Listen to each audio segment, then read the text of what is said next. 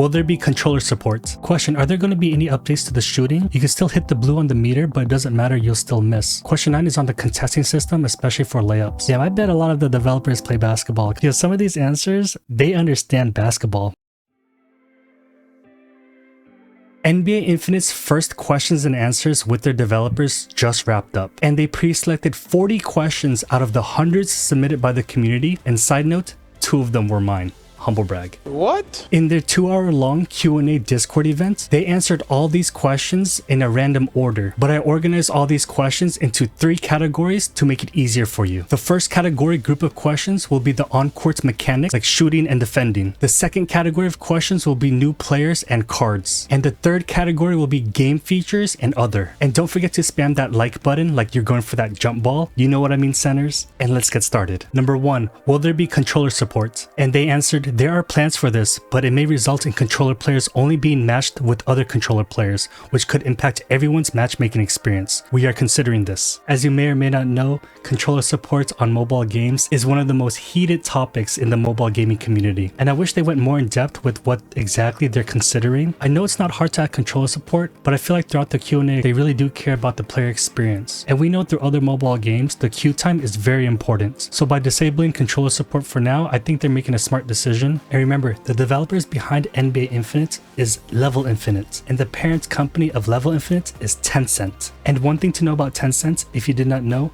they are a huge dominating force in the mobile gaming industry, and they're behind some of the biggest mobile games you've heard of, like PUBG Mobile, COD Mobile, and a lot of the top RPGs. So they're not new to this, and they're very experienced. And I think it's not a question of if they can add controller support, it's a question of when they should add controller support, because I feel like there's a lot of known community issues when adding controller support, and there's a lot of unknown issues when adding controller support as the game is developing. So I think they're in the right mindset by holding off controller support for now until the game gets polished and worked on to create a great mobile gaming experience first, and then add controller support later. Question 2, will there eventually be Bible celebrations you can do with characters after they score? Answer, these are currently in development. It'll be awesome to see more than one celebration after each point.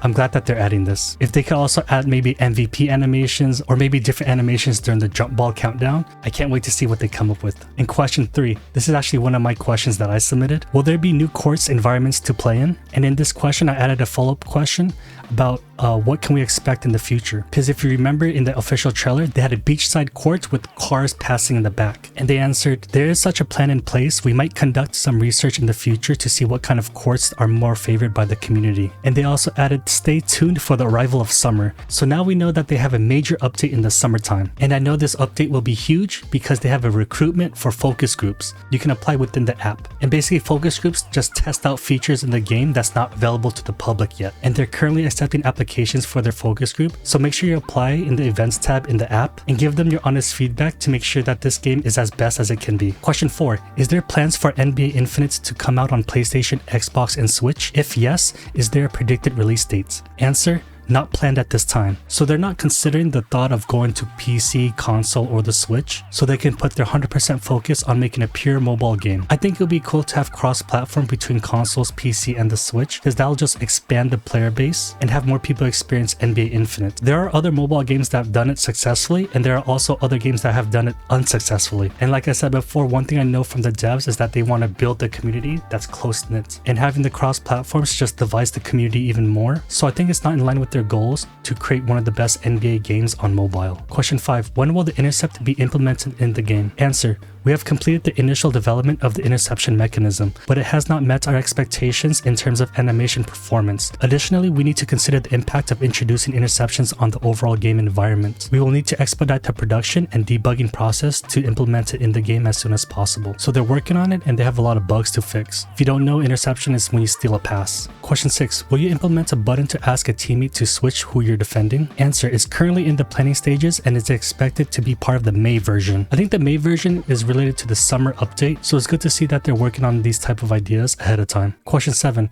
why can people be rewarded for bad defense? For example, if someone jumps on a pump fake, they can easily get back on defense without consequences. They answered it very long, but basically they're always working on making adjustments. In their beta, the auto follow defense was very strong, so they weakened it. I noticed that when I hold it, there's like half a second delay for it to follow the player. And if the player is fast enough and you jump on a pump fake, they'll just drive right by you in my experience. So I think the consequences are there. Maybe you gotta play a faster player, I don't know. But it's good that they're optimizing every single detail within the gameplay. Question 8, will there be gameplay changes or will it remain the same? Answer, there will be new gameplay changes in the May version. Some of these questions and answers are very long and that'll make for a long video, so I'll do my best to summarize it and get you the quick points. Question 9 is on the contesting system, especially for layups, and they answered they're continuously working on adjusting the defensive mechanism. Question 10, why can dunks never miss but a wide open shot 7 feet from the basket misses so often? I'd rather not risk shooting open jump shots at all. Answer, regarding the situation where open shots do not score, missing a shot after getting open is frustrating. We're developing a feature aimed at improving the incidence of missed open shots, intending to make the rewards for open shots similar to those of dunks. Questions about the shot meter and blocking is very common throughout the Q&A, so they'll talk about it more in the next questions. Question, are there going to be any updates to the shooting? Players like Poole and Curry with high 3-point stats miss wide open. You can still hit the blue on the meter, but it doesn't matter, you'll still miss. Answer, missing an open shot even with perfect execution is indeed frustrating, since whether a shot hits or misses is probabilistic within the game mechanics. Such occurrences are possible. We are developing a feature aimed at improving the situation of missing open shots. Missing open shots is very common with everybody, but for the player missing their shot even though they're wide open and hitting the blue meter, you'll have to remember that this is not like an action shooter where you have your crosshair on an enemy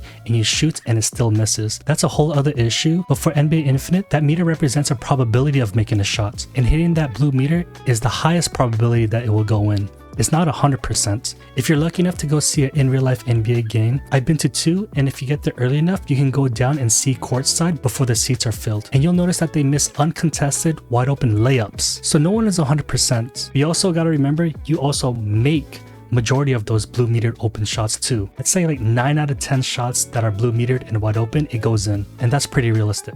Question 13, it's the same question as before with the shot meter, but they ask why does it happen, and same response, it's just based on probability. Question 14, will there ever be a small defense zone expanded to the side of the players to make the game more realistic? In the NBA, side contests do exist and often moderately contest shots. Answer, good question. Side defense indeed disrupts scoring in real matches, but it would significantly increase the difficulty of scoring in the game. We will discuss and internally test the impact of this change before considering whether to implement it in the game. Side contesting is pretty interesting. I think the cone is wide enough, but also notice that if you're behind the player with the ball, it's almost impossible to block from behind unless you have the chase down ability where it blocks from behind for you. But almost all the time, if you're behind the guy with the ball and they're under the hoop, it's a guaranteed dunk. Hopefully they can work on that. Question 13, how do you deal with buffs and nerfs? Answer, the show up rate, basically the pick rates, win rates, MVP, scoring, defense, success rate are all aspects we pay attention to. These types of metrics serve as a basis for our adjustments, aiming to make a good gaming environment for everyone. I had a feeling they do tiny adjustments to the player to make it more balanced, but they will not publicly make an announcement that they adjusted these players. So I think that's fair. Question 16 is about tweaking the contesting system. Answer, currently in our design regarding shooting, we indeed differentiate between the shooting accuracy between contested shots and open shots. Moreover, based on the in-game data,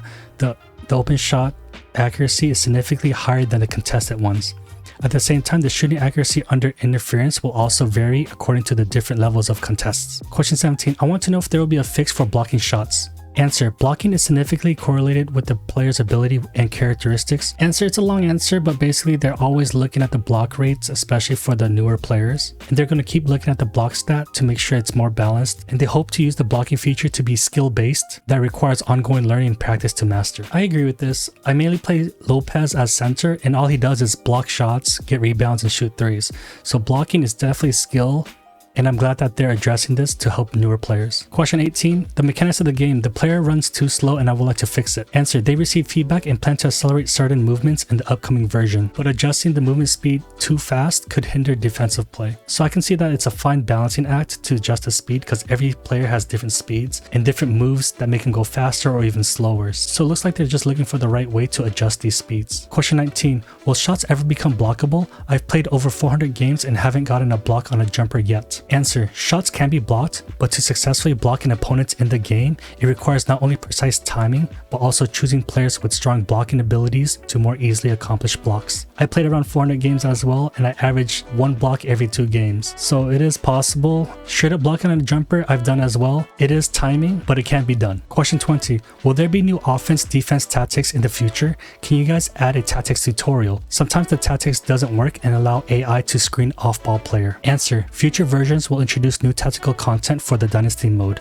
offering players more options for their offense. It's good that they're adding more tactics for the Dynasty mode. It makes you feel more like a coach within the game. Question 21. Are there any changes coming to the defense or offense soon? Answer. This part is of particular concern to us, as it is the core of our gameplay. Therefore, we are very cautious about making adjustments to it. We mainly focus on various metrics such as the appearance rates of each star player, their win rates, MVP occurrences, as well as the proportion to different scoring methods used in-game, and the success rate of defensive actions. These metrics serve as the basis of our adjustments. We hope to maintain a good gaming environment for everyone. Yeah, I bet a lot of the developers play basketball, because some of these answers, they understand basketball, which is amazing. So I feel like they're always doing a push and pull with a lot of these metrics, because you cannot adjust one metric one way without having a ripple effect throughout the game. So it's always a fine act, and I'm glad that they're paying attention to these type of details. I think they're constantly always adjusting offense and defense. And I think one of the long-term questions that they're trying to solve in regards to defense and offense is how do they keep the players balanced?